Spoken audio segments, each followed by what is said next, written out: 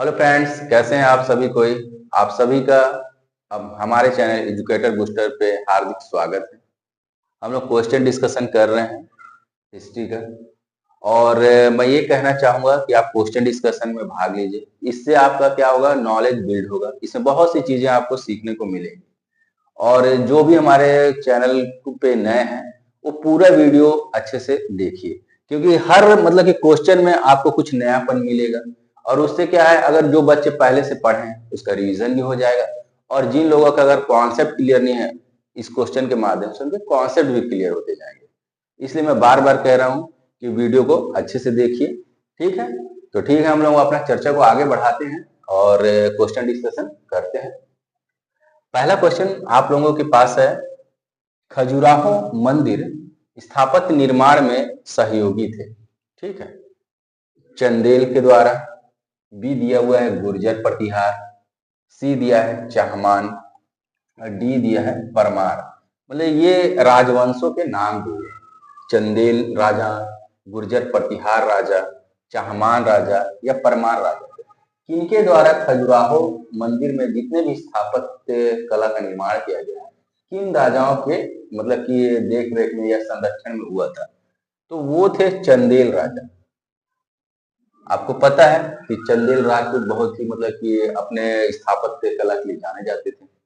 तो इनके बारे में एक और चीज जान लीजिए कि खजुराहो कहाँ है। खजुराहो आपका एमपी में है। ठीक है, यहाँ पर जो मंदिर आपको मिलेंगे वो हिंदू धर्म और जैन धर्म, इन दो धर्मों पे बेस मंदिर मिलेंगे। तो दो चीज यहाँ से आप ये भी याद रखिए कि यहाँ पर हिंदू धर्म से संबंधित और दूसरा क्या, जैन धर्म से संबंधित मंदिर मिले हैं खजुराहो में।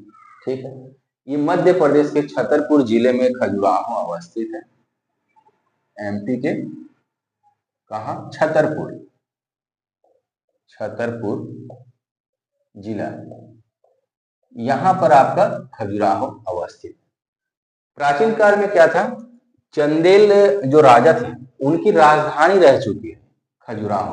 कभी आपसे प्रश्न ये भी पूछ देगा कि चंदेलों की राजधानी क्या थी प्राचीन काल में, तो उन्होंने खजुराहो को अपनी राजधानी बनाया था।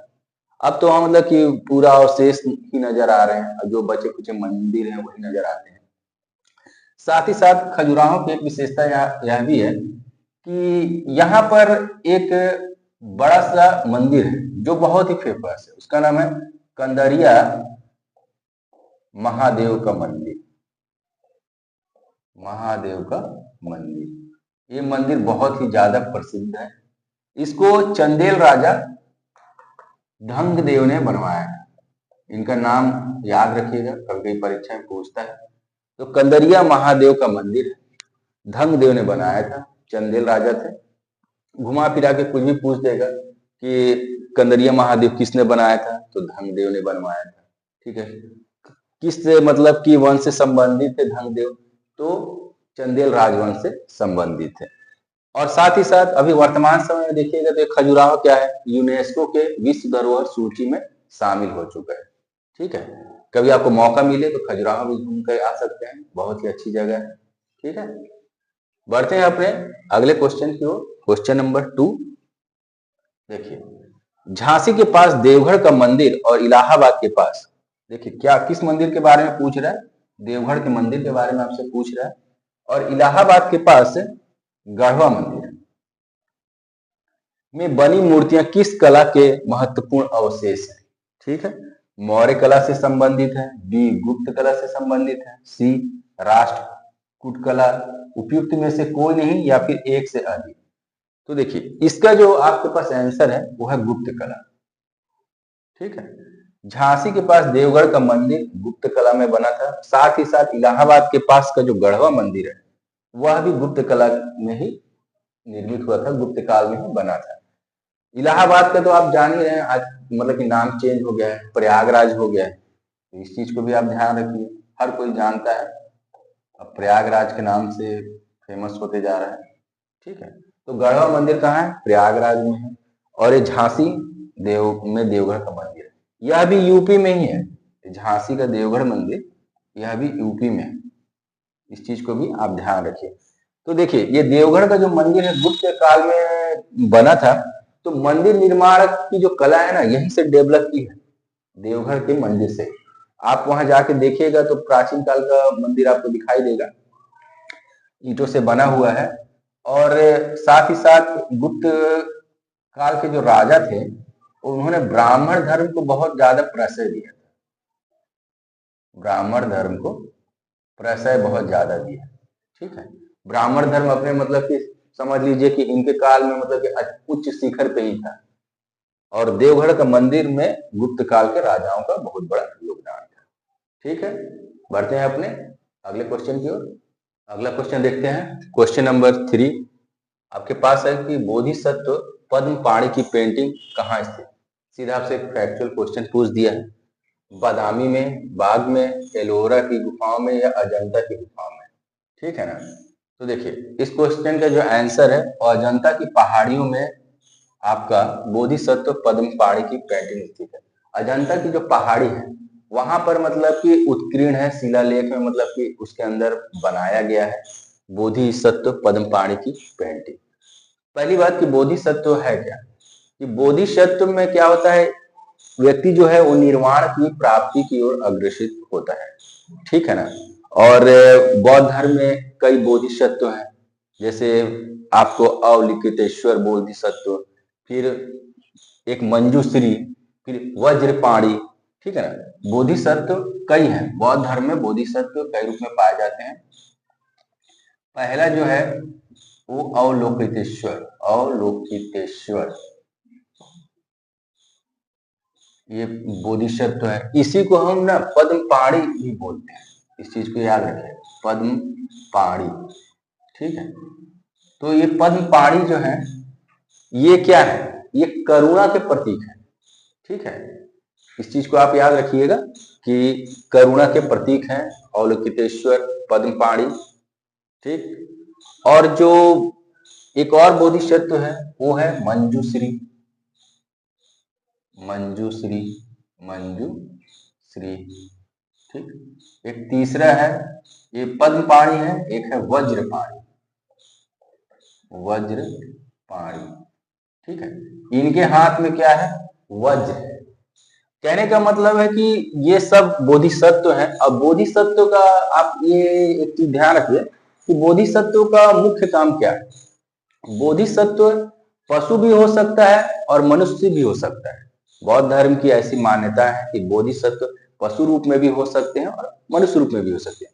और ये क्या करते हैं, दूसरे लोगों को निर्वाण प्राप्ति मतलब कैसे किया जाए उसमें इन योगदान देते हैं। आप इस चीज को अच्छे से याद रखिएगा कि बोधिसत्व का काम क्या है, दूसरा कोई मनुष्य है उसको निर्वाण प्राप्ति किस तरह से होगी उसमें ये योगदान करते हैं और कई चीजें मतलब उनकी हेल्प करते हैं। तो ये कई रूपों में प्रकट हुए हैं। पहला अवलोकितेश्वर रूप में जिसको पद्म पाणी बोल दिया गया, मंजूश्री, फिर वज्रपाणी। वज्रपाणी में क्या है, इनके हाथ में वज्र है, हाथ में वज्र है इसलिए इनका नाम वज्रपाणी पड़ गया। ठीक है, और मंजूश्री इनके हाथ में क्या है, किताब है। ठीक है, तो ये ज्ञान का प्रतीक बन गया। ठीक है, ये जो मतलब कि बोधिसत्व है ये ज्ञान का प्रतीक हो गया। ठीक, और जो अवलोकितेश्वर जो बोधिसत्व है पद्म पाणी जो है वो किसका प्रतीक हो गया है, वो हो गया है करुणा का, दया का, इस तरह के भाव का प्रतीक है। इस चीज को आप एक अच्छे से मतलब कि याद कर लीजिएगा। तो ठीक है, कहाँ प्राप्त हो रहा है, अजंता की गुफाओं में प्राप्त हो रहा है। ये अजंता की पहाड़ी है कहाँ, तो ये अजंता की जो पहाड़ी है ना महाराष्ट्र में, महाराष्ट्र में अजंता की पहाड़ी। तो देखिए आपसे कभी भी पूछ सकता है इस तरह की चीजें भी कि अवलोकितेश्वर क्या है, बोधिसत्व है यानी मंजूश्री बोधिसत्व है यानी वज्रपाणी बोधिसत्व है कि नहीं। तो इस तरह से चीजों को भी आप देख लीजिएगा कि ये सब और भी बोधिसत्व, मुझे जो लगा कि 2-3 इंपॉर्टेंट नाम बोधिसत्व के वो मैंने यहाँ पर आपको लिखा दिया कि एक अवलोकितेश्वर है उसी को पद्म पाणी के नाम से जान रहे हैं, फिर मंजूश्री है, ठीक है, फिर वज्रपाणी। इस तरह के चीजों को आप ध्यान रखिए। ठीक, अगला है, चीनी स्रोत के अनुसार श्रीलंका के शासक मेघवर्मन ने गया में बौद्ध मंदिर बनाने की अनुमति के लिए निम्नलिखित में से किस गुप्त राजा के पास क्या है मिशनरी भेजा था। ठीक है, तो जब श्रीलंका में जो राजपाट कर रहे थे मेघवर्मन, वहां के मतलब कि प्रतापी राजा हैं। अब प्राचीन काल में श्रीलंका को किस नाम से जानते थे, आपको पता है कि इसको सिलोन कहते थे। ठीक, सिलोन। तो वहां मतलब कि जो राज कर रहे थे वो मेघवर्मन मतलब कि राज कर रहे थे। उन्होंने किसके काल में, समुद्रगुप्त के काल में एक मिशनरी भेजी और उनसे अनुमति चाहते थे कि गया में एक बौद्ध मठ का निर्माण किया जाए, बौद्ध मंदिर बनाया जाए, जिसकी अनुमति बाद में समुद्रगुप्त ने दे दी और आगे फिर इसका निर्माण कार्य प्रारंभ हुआ। तो आपसे ये इसलिए पूछ रहा है क्योंकि ये भी जो है बौद्ध धर्म को, बौद्ध मतावलंबी है, मतावलंबी है। ठीक है, आज भी आप देखिएगा कि श्रीलंका में क्या है, बौद्ध मत मतलब कि मानने वाले लोग सबसे ज्यादा है श्रीलंका में।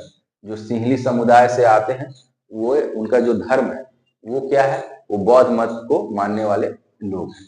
ठीक है, तो इस चीज को भी आप अच्छे से याद रखिएगा कि समुद्रगुप्त के काल में मेघवर्मन ने अपने दूत भेजा था और फिर समुद्रगुप्त ने उसे अनुमति दे दी कि हाँ गया में आप क्या कीजिए, एक बौद्ध मंदिर का निर्माण कीजिए। ओके, ठीक है, अगले क्वेश्चन की ओर बढ़ते हैं। अगला क्वेश्चन देखते हैं, क्वेश्चन नंबर 5। आपको क्वेश्चन दिया कि बोरोबुद्दीन विश्व में सबसे अद्भुत स्तूप है और इसकी मूर्ति और मूर्तिकला किसका शानदार उदाहरण है। तो देखिए, पहला ऑप्शन आपके पास दिया है ए भारत तिब्बत कला, बी दिया है भारत कंबोडिया, सी भारत चंपा कला, डी भारत जावा कला। ये उपयुक्त में से कोई नहीं है, एक से अधिक। ठीक, इसका जो सही जवाब है वो है भारत जावा कला। क्या है कि बौद्ध धर्म, आपको पता है कि बौद्ध धर्म का प्रचार प्रसार भारत से लेकर के बाहर में, अफगानिस्तान के एरिया में, श्रीलंका के क्षेत्र में, दक्षिण पूर्व एशिया के क्षेत्र में बहुत जगह बौद्ध धर्म का प्रचार प्रसार हुआ है।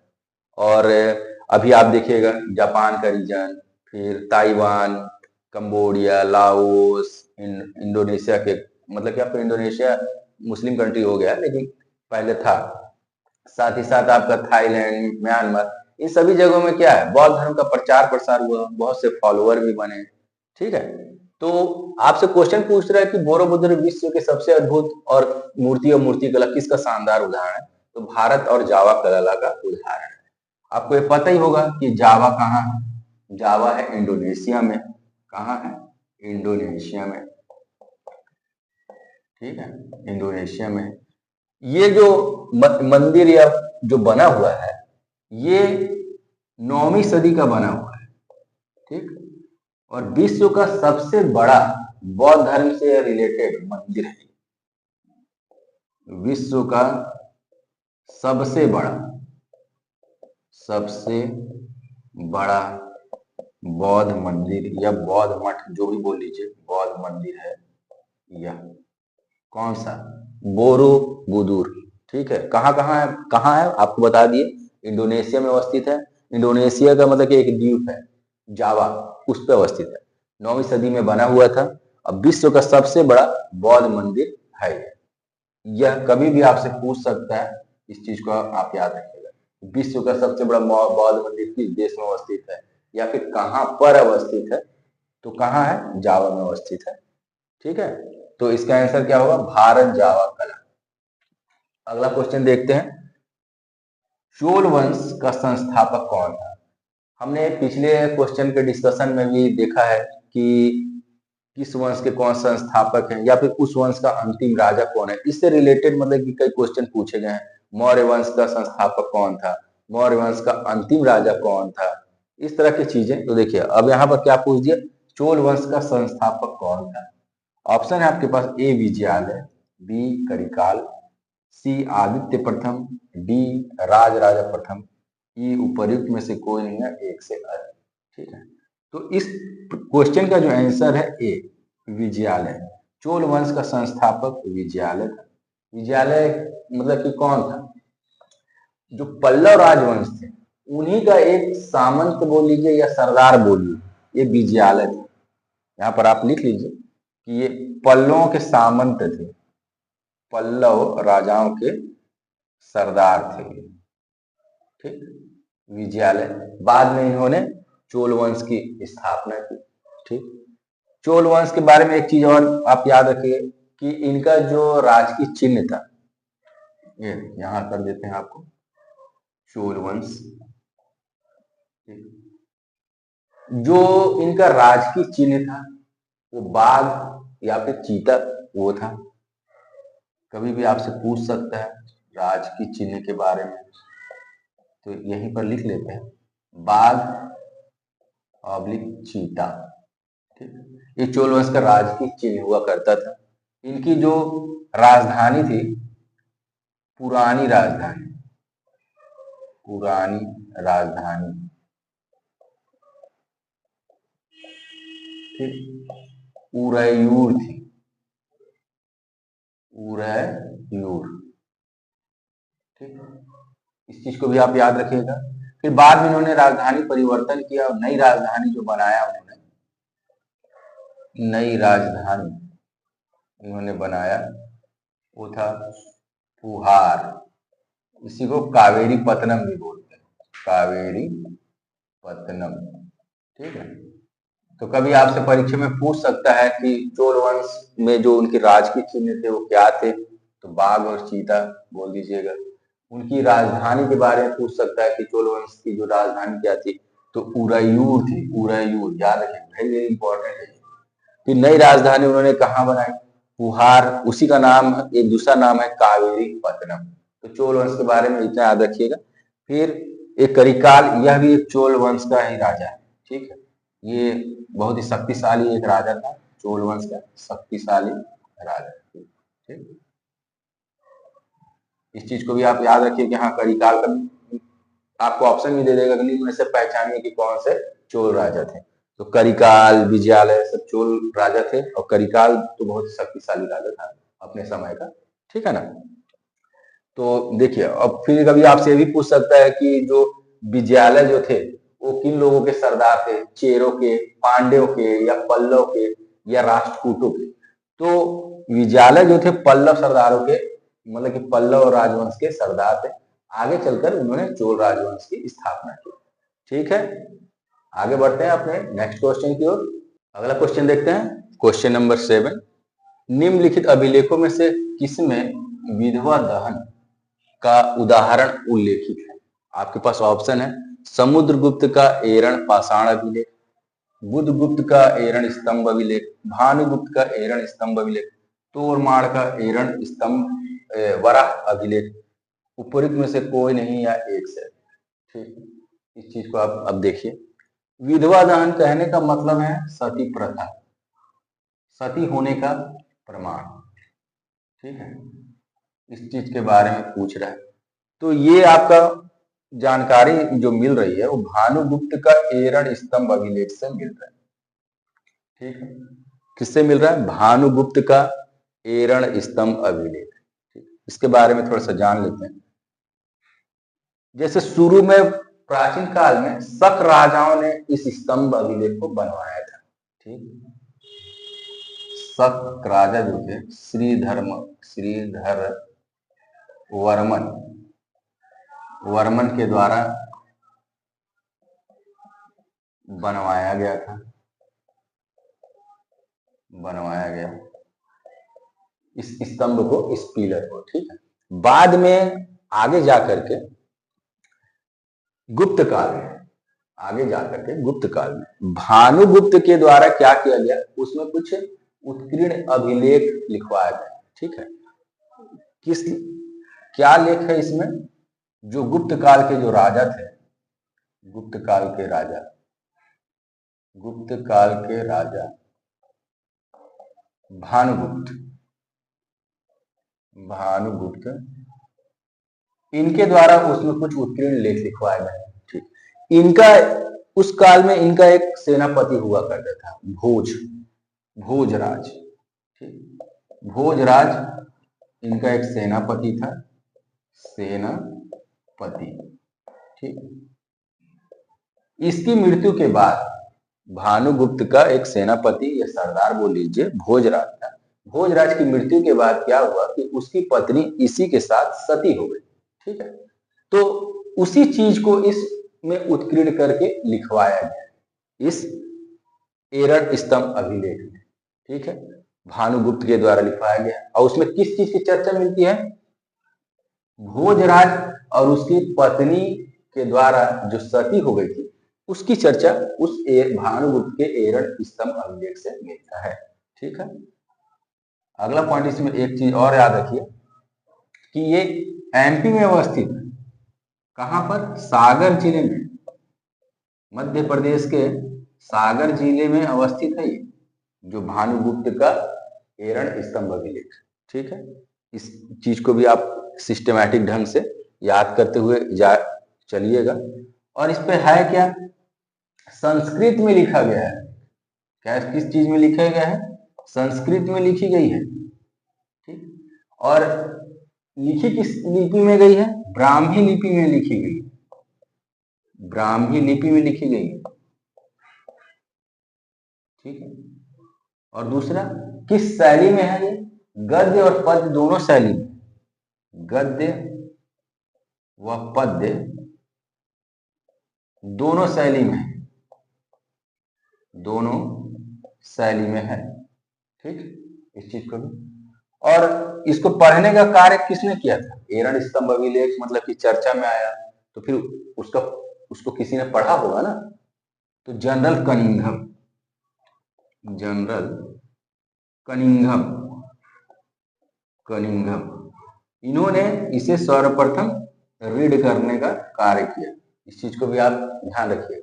तो देखिए यहां से कितने सारे साक्ष्य और कितने सारे इंफॉर्मेशन मिल गए भानुगुप्त का एरण स्तंभ अभिलेख से कि सर्वप्रथम इसको शक जो राजा थे श्रीधर वर्मन के द्वारा बनाया गया था। बाद में गुप्त काल में इसमें उत्कीर्ण लेख लिखवाए गए। कौन राजा? भानुगुप्त राजा थे। उनका एक सेनापति था भोजराज। वो जब उसकी मृत्यु हो गई तो उसकी पत्नी उसके साथ सती हो गई। इस चीज के बारे में अच्छे से लिखाया गया है। और लिखा जो गया है वो किस भाषा में है? संस्कृत भाषा में लिखा गया है। लिपि कैसी है? लिपि ब्राह्मी लिपि है। शैली कैसा है? गद्य और पद्य दोनों शैली में है। किसने मतलब कि सर्वप्रथम इसको पढ़ने का कार्य किया? तो जनरल कनिंघम ने किया। तो एक ही साथ इतना आपको मिल जाएगा इंफॉर्मेशन। और साथ ही साथ किस जिले में अवस्थित है? सागर जिले में। आप लोग कई बार पढ़े होंगे कि भानुगुप्त के एरण स्तंभ अभिलेख से विधवा दान या फिर सती प्रथा के बारे में जानकारी मिलती है। लेकिन कभी कभी आपको यही नहीं पता होगा ना कि मतलब कि किस राज्य में अवस्थित है। बहुत से बच्चों को हो सकता है ये भी ना पता हो। तो अगर नहीं पता है तो उसको याद कर लीजिए कि मध्य प्रदेश के सागर जिले में अवस्थित है। ठीक है, अगले क्वेश्चन की तरफ आगे बढ़ते हैं। अगला क्वेश्चन देखते हैं, क्वेश्चन नंबर 8। ठीक है, कि चोल काल किसके लिए प्रसिद्ध था? आपसे पूछ रहा है कि किस लिए जाना जाता है। 4 ऑप्शन दे दिए आपसे। ग्राम पंचायत के लिए, या राष्ट्रकूट राजवंश के साथ युद्ध के लिए जाना जाता है, या सी श्रीलंका के साथ व्यापार के लिए, या डी उपर्युक्त में से कोई नहीं है एक से अधिक। यानी जो दिए हुए उसमें से कोई नहीं होगा। आपसे पूछ रहा है। तो देखिए चोल काल किसके लिए प्रसिद्ध था? तो ग्राम पंचायत के लिए। कहा जाता है कि ग्राम पंचायत की स्थापना प्राचीन काल में चोल काल से ही मानी जाती है, जो धीरे धीरे अभी भी हमारे भारतीय समाज में व्याप्त है। क्या है ग्राम पंचायत का? आप जानते हैं एक तरह का क्या है? स्वायत्तशासी संस्था होता है, स्वायत्तशासी संस्था है। ठीक है, और ये प्राचीन काल से चला है। चोल काल की ही देन है हमारे यहाँ ग्राम पंचायत के। बाद में देश जब आजाद हुआ तो हमने इस पंचायती राज को भी अपनाया हुआ है। पंचायत में क्या होते हैं? छोटे छोटे मामलों का निपटारा हो जाता है ताकि हम मतलब कि कानूनी झगड़ों से या कानूनी चीजों से बचें। देखिएगा गांव में अभी भी कुछ मतलब छोटे मोटे झगड़े हो जाते हैं तो पंचायत के स्तर पे उसको सुलह कर लिया जाता है ताकि कोर्ट वोर्ट में जाना ना पड़े। कोर्ट जाने से क्या होता है? उसमें जटिलताएं बढ़ती हैं, पैसा भी बेवजह का खर्च होता है। ठीक है ना। तो आजादी के बाद हमने स्वायत्तशासी संस्था को एक अपने तीसरे पिलर के रूप में शुरू किया। जैसे केंद्र पे हमारी केंद्र सरकार, फिर स्टेट लेवल पर राज्य सरकार, फिर आगे चल करके क्या है हमने ग्राम पंचायत मतलब कि गांव के स्तर पे ग्राम पंचायत का निर्माण किया। और उसको आप जानते हैं कि 73वां संविधान संशोधन के द्वारा एक मतलब वेल स्टेब्लिश उसको संवैधानिक दर्जा दिया है। ये आप लोग पॉलिटी में पढ़े ही होंगे। 73वां संविधान संशोधन भी हुआ, संविधान संशोधन हुआ, उसके द्वारा क्या हुआ, इसको संवैधानिक दर्जा प्राप्त हो गया। संवैधानिक दर्जा क्या हुआ कि प्राप्ति हो गई। तो देखिए कहां से चला आ रहा है, चोल काल से चला आ रहा है। अभी जा करके 92 93 के आसपास जब 73वां संविधान संशोधन हुआ था, तब जा करके इसको वैधानिक मान्यता मिल गई। ठीक है। और हर जगह हर गांव में देखिएगा मतलब कि चुनाव होते हैं, पंचायत का मुखिया बनता है, फिर गांव की वार्ड पर वो पंचायत का एक सदस्य रहता है। ठीक है ना, पंचायत सचिव बनते हैं। तो इस तरह से कई चीजें आपको देखने को मिलेगा। तो ये जो ग्राम पंचायत की जो संकल्पना उभर करके आई है वो चोल काल से आई। ठीक है। अगला क्वेश्चन देखिए, क्वेश्चन नंबर 9, कैलाशनाथ मंदिर किस वंश ने और किस राज्य में बनवाया गया है? डायरेक्ट मतलब कि सीधा इंफॉर्मेशन से आपसे क्वेश्चन पूछ रहा है कि ये जो मंदिर है कैलाशनाथ मंदिर, ये किन राजाओं के द्वारा बनाया गया है और कहां पर बनवाया गया है। ठीक है, इसके बारे में आपसे पूछ रहा है कि किनके द्वारा ये बनवाया गया है। ठीक है ना, तो आप इस चीज को अच्छे से याद रख लीजिए कि ये कैलाशनाथ जो मंदिर है पल्लव राजाओं के द्वारा बनवाया गया है। ठीक है, पल्लव राजा, और यह तमिलनाडु में है। कहां पर, कांचीपुरम जो जगह है वहां पर ये मंदिर है, कांचीपुरम। ठीक है, कांचीपुरम। तो कैलाशनाथ मंदिर कहाँ है, कांचीपुरम में है, तमिलनाडु में अवस्थित है। अब पल्लव राजाओं के मतलब कि अथक योगदान से यह निर्मित हुआ है। ठीक है, हम लोग अगले क्वेश्चन की ओर आगे बढ़ते हैं। अगला क्वेश्चन देखते हैं, क्वेश्चन नंबर 10। देखिए क्या लिखा हुआ है, तंजावुर में बृहदेश्वर मंदिर का निर्माण किस राजा के द्वारा किया गया। देखिए बृहदेश्वर मंदिर के बारे में पूछ रहा है कि किस राजा के द्वारा किया गया था। तो देखिए राजराज प्रथम, राजेंद्र फर्स्ट, राजेंद्र सेकंड या कुलोत्तुंग फर्स्ट के द्वारा। तो इसका आंसर है राजराज प्रथम। राजराज प्रथम के द्वारा बृहदेश्वर मंदिर का निर्माण कराया गया। ठीक है, ये जो बृहदेश्वर मंदिर है वो कहाँ है, तंजौर, जिला तंजौर। अभी आप तमिलनाडु में जाइएगा तो तंजौर जिला में अवस्थित है ये। ठीक है, इस चीज को आप याद रख लीजिए। कहाँ है, तंजौर जिला में अवस्थित है बृहदेश्वर मंदिर। इस मंदिर को और किस नाम से जाना जाता है। ठीक है, इसको राज राजेश्वर मंदिर के नाम से भी जानते हैं, राज राजेश्वर, राजेश्वर मंदिर। ठीक है, पहला कहाँ आपको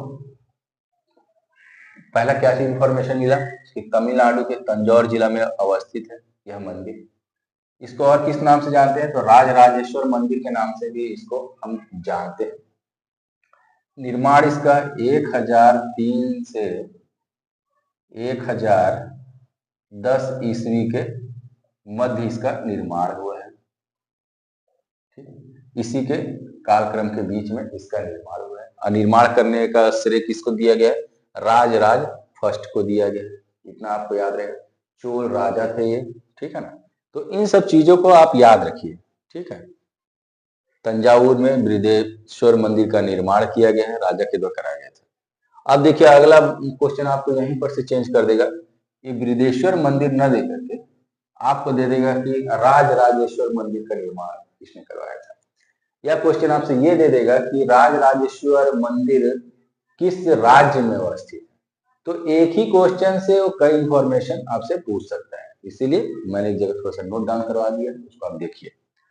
अगला क्वेश्चन देखते हैं, क्वेश्चन नंबर 11, निम्न राजवंशों में किसका संगम साहित्य में उल्लेख नहीं है।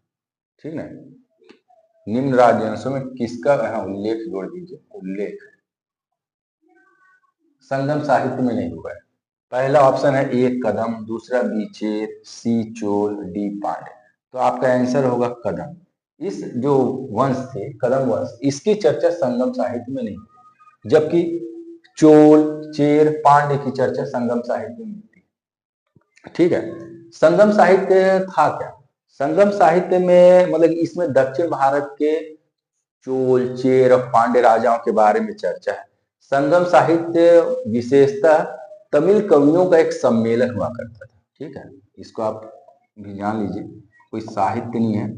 संगम साहित्य जो तमिल कवियों का सम्मेलन, तमिल कवियों का सम्मेलन है, कवियों का सम्मेलन है, सम्मेलन है। 3 सम्मेलन हुए थे। पहले सम्मेलन में कुछ बुक नहीं लिखा गया है। दूसरे सम्मेलन में ऐसा कहा जाता है कि तोलकाप्पियम, जिसको हम जो संस्कृत में लिखी गई थी, ठीक है ना, वो तमिल व्याकरण के नाम से जाना जाता है, तोलकाप्पियम। दूसरे संगम काल में लिखा गया है। ठीक है, तो आप याद रखिएगा, संगम साहित्य से तात्पर्य क्या है? तमिल कवियों का सम्मेलन। और इसमें क्या है, हमको चोल, चेर और पांड्य, इसकी व्यापक रूप से चर्चा मिलती है। देखिए, थोड़ा एक छोटा सा मैप बना करके आपको बताता हूं कि इनकी स्थिति क्या थी। देखिए, ये जो केरल का थोड़ा सा एरिया, थोड़ा सा जो आपका तमिलनाडु है, यहाँ पर चेर शासन किया कर, ठीक है, चेर। फिर थोड़ा सा इस एरिया को ऐसे करके ऐसे कर दीजिएगा, यहाँ पर पांड्य रहा करते, ठीक, पांड्य। ये जो एरिया ऐसे था, यहाँ पर चोल राज किया करते। मैप आपको मतलब कि गूगल में भी करिएगा सर्च तो मिल जाएगा, लेकिन मुझे ऐसा लगा कि मैं एक बार बता दूं आपको कि देखिए, चेरों की स्थिति ये थी, पांड्य की ये, और चोल ऊपर। ठीक है, आपको ध्यान रखना चाहिए इन सब चीजों का। और कभी आपसे पूछ भी देगा कुछ क्वेश्चन बना करके, तो थोड़ा सा ध्यान रहेगा, तो आपको हो सकता है आप इसको करके यहाँ से निकल जाए। ठीक है ना, बढ़ते हैं अपने नेक्स्ट क्वेश्चन की ओर। अगला क्वेश्चन देखते हैं, क्वेश्चन नंबर 12। दक्षिण भारत में मंदिरों के आकर्षक द्वार को क्या कहते हैं? पहला, ए शिखर, बी गोपुरम, सी देवालय, डी मंडपम, ई उपयुक्त में से कोई नहीं है, एक से अधिक। ठीक, तो इस क्वेश्चन का आंसर है गोपुरम। ठीक है, दक्षिण भारत में भव्य भव्य मंदिर बने हुए हैं। आप तमिलनाडु के एरिया, कर्नाटक या फिर केरल की तरफ आप चले जाइएगा, तो आपको कई प्रकार के मंदिर मिलेंगे। वो सभी क्या है, द्रविड़ शैली में मंदिर बने हुए हैं। दक्षिण भारत के मंदिर जो है, दक्षिण भारत के जो मंदिर हैं, के मंदिर जो है वो किस शैली में बने हुए हैं? द्रविड़ियन शैली में बने हुए, द्रविड़ शैली में बने हुए हैं। ठीक, द्रविड़ शैली में बने हैं, इस चीज को आप याद रखिएगा। और द्रविड़ शैली में क्या है, भव्य भव्य जो मंदिर बने हुए हैं, तो जो उनका प्रवेश द्वार है, ठीक है, वो भव्य रूप से बना हुआ है, और उस प्रवेश द्वार को क्या बोला जाता है? गोपुरम बोला जाता है। ठीक, और द्रविड़ शैली के जो मंदिर हैं, उसके निर्माण कार्य में क्या है? चोलों का योगदान, पांड्यों का योगदान, चेरों का योगदान, ये महत्वपूर्ण रूप से इन 3 राजवंशों का योगदान था, और इन्होंने बहुत सारे मंदिरों का निर्माण कराया। तो इस क्वेश्चन का आंसर क्या हो जाएगा हमारा? गोपुरम। ठीक है, अगला क्वेश्चन देखते हैं कि रोमन साम्राज्य से व्यापारिक संबंध किसने स्थापित किए? ठीक है, आपके ऑप्शन है, ए कुषाण, बी चेर, सी पश्चिमी शक, डी वाकाटक, या उपयुक्त में से कोई नहीं है, एक से अधिक। ठीक, तो इसका जो आंसर है, रोमन साम्राज्य से व्यापारिक संबंध सर्वप्रथम चेरों ने स्थापित किया। हमने पहले ही बता दिया आपको एक मैप के द्वारा कि इस तट पे, केरल के इस तट पे चेर क्या है, अपना राजपाट किया करते थे। चेरों की जो राजधानी थी वंजी थी, इसको भी यहीं पर लिख लीजिए, इनका कैपिटल था। ठीक, चेरों का कैपिटल क्या था? वंजी था। इनका संबंध रोमन साम्राज्य से था। व्यापारिक गतिविधियां भी बड़े पैमाने पे होती थी, और रोमन साम्राज्य से व्यापार होता था या नहीं होता था, आपको इस एरिया में एक पौंडीचेरी एक जगह मिल जाएगा, वहां पर एक जगह है अरिका मेडू। कौन सा जगह है? अरिका मेडू एक जगह है। ठीक है, पौंडीचेरी के पास, पौंडीचेरी के पास। ठीक है, तो ये अरिका मेडू से, उसी का नाम अभी पौंडीचेरी बोलते हैं, लेकिन पहले वो अरिका मेडू के नाम से जाना जाता था। वहां पर बहुत सारे ऐसे साक्ष्य मिले हैं, इससे पता चलता है कि उस एरिया से रोमन साम्राज्य के व्यापार बड़ी मात्रा में होते थे। मतलब कि क्या है, व्यापार हो रहे हैं नहीं है, प्राचीन साक्ष्यों से तो पता चलेगा कि वहां कुछ कुछ ऐसी वस्तुएं हैं जो यहाँ भी मिल रही है और रोमन क्षेत्र में भी मिल रहे हैं। तो उन साक्ष्यों के आधार पे ही जितने भी विद्वान थे उन्होंने अनुमान लगाया कि रोमन साम्राज्य का व्यापार इस दक्षिण भारत में था और सबसे पहले चेरों ने उनसे व्यापार करना शुरू किया। और बहुत इसके साक्ष्य कहाँ से मिल रहे हैं, अरिका मेरू से मिल रहे हैं। कभी कभी किसी दिन आपसे क्वेश्चन पूछ भी देगा कि रोमन साम्राज्य से व्यापारिक संबंध के साक्ष्य हमें कहाँ से बड़ी मात्रा में मिले हैं, तो वह अरिका मेरू से मिले। इस चीज को आप अच्छे से याद करके रखिएगा। ठीक है, तो इस क्वेश्चन का क्या हुआ कि किसने व्यापारिक संबंध स्थापित किया था, तो चेर राजाओं ने व्यापारिक संबंध को बनाया। ठीक है, आगे बढ़ते हैं, अगला क्वेश्चन देखते हैं। क्वेश्चन नंबर 14, फारसी यात्री अब्दुल रज्जाक भारत में किस राजा के शासनकाल में आया था? देखिए आपका ऑप्शन है ए देवराय फर्स्ट, कृष्ण देवराय फर्स्ट, देवराय द्वितीय, ठीक है, या फिर कृष्ण राय द्वितीय। तो देखिए इसका जो आंसर है वो है देवराय द्वितीय। देवराय द्वितीय के काल में अब्दुल रज्जाक भारत में आया था। तो देवराय जो द्वितीय है वे संगम वंश के राजा है। आपको पता होगा कि विजयनगर साम्राज्य की स्थापना हरिहर और बुक्का नामक दो भाइयों ने की थी। ठीक है, और फिर अपने पिता के नाम पे ही संगम वंश की शुरुआत की। तो विजयनगर साम्राज्य में 4 वंश क्रमवार मतलब कि आते गए। पहला कौन सा था, संगम वंश, फिर तुलु, सुलु, फिर अरिवेदु वंश। ठीक है, तो आप देखे होंगे कि विजयनगर साम्राज्य में, विजयनगर साम्राज्य, ठीक, यहाँ पर क्या है, 4 वंश लगातार क्रम से शासन किए हैं। पहला है आपका संगम वंश, संगम वंश में शासन हुआ। यहाँ के जब राजा जब हो गए तो दूसरा क्या है, तुलु वंश, तुलु वंश का शासन था। तुलु वंश के बाद क्या है, तुलु वंश के बाद है सुलु वंश ने शासन किया, सुलु वंश ने शासन किया। और उसके बाद चौथा था अरि अरिवीडु, अरिवीडु वंश। ठीक, इन राजाओं ने शासन किया। तो कभी कभी आपसे क्रम भी पूछ सकता है, इस चीज को भी याद रखिए कि विजयनगर साम्राज्य में किन किन लोगों ने क्रमवार मतलब कि राजपाट किया। तो पहला संगम वंश बना वहां पर, फिर तुलु वंश, फिर सुलु वंश, फिर अरावीडु वंश। इन सब चीजों को आप याद रखिए। तो जो संगम वंश का ही एक राजा थे देवराय द्वितीय, ठीक, बहुत ही शक्तिशाली राजा थे। इसी के काल में फारसी यात्री अब्दुल रज्जाक भारत आया था। और फारसी कहने का मतलब आपको तो पता है वर्तमान में क्या हो, ईरान, फारस, ईरान को ही पहले प्राचीन जमाने में क्या बोला जाता था, फारस कहकर पुकारा जाता था। तो कहने का मतलब है कि विदेशों से यात्री तो हर समय भारत में आते ही रहे, ये आपको ही पता ही होगा। प्राचीन काल में आप देखिएगा तो उस क्या नाम है, फाहियान, फिर आगे चल करके हेनसांग, ईद सिंह, इस तरह से क्रमवार से यात्री आते चले गए। फिर आपका अब्दुल रज्जाक, फिर मतलब इस तरह से फिर मार्को पोलो, बहुत से मतलब कि यात्री क्रमवार रूप से इंडिया में आते चले गए। क्योंकि जैसे जैसे इंडिया मतलब कि तरक्की कर रहा था, यहाँ के व्यापार मतलब बड़े क्षेत्रों से हो रहे थे। तो जैसे जैसे लोग इंडिया को जानने लगे तो वहां के लोग ये जानने के इच्छुक हो गए कि हाँ भाई इंडिया चल के देखा जाए, वहां के राजाओं को देखा जाए, वहां के समाज को देखा जाए। इसी जानने के क्रम में कई यात्री समय समय पे भारत आते थे और यहाँ पर रह करके यहाँ के राजाओं के संरक्षण में रह करके यहाँ के समाज का अध्ययन किया करते थे। फिर वापस जा करके उन्होंने कई अपना ग्रंथ लिखा, उन ग्रंथों में यहाँ के राजाओं की चर्चा भी मिलती है। ठीक है, तो इस चीज को देखिए। फिर अगला क्वेश्चन देखते हैं कि निम्नलिखित में से कौन सा मंदिर कांचीपुरम में स्थित है। ठीक है, तो देखिए श्री वेंकटेश्वर स्वामी वारी का मंदिर, बी श्री पद्मनाभ स्वामी का मंदिर, सी अरुनिगु रामनाथ स्वामी का मंदिर, या डी एकाम्बरेश्वरार मंदिर। ठीक, तो इसका आंसर है डी एकाम्बरेश्वर मंदिर। ये कहाँ है, कांचीपुरम में अवस्थित है। ठीक, कांचीपुरम में अवस्थित है। किन राजाओं ने बनवाया था, पल्लव राजाओं ने बनवाया था इस मंदिर को। ठीक है, किस भगवान को समर्पित है, महादेव को समर्पित है, ये महादेव को समर्पित यह मंदिर।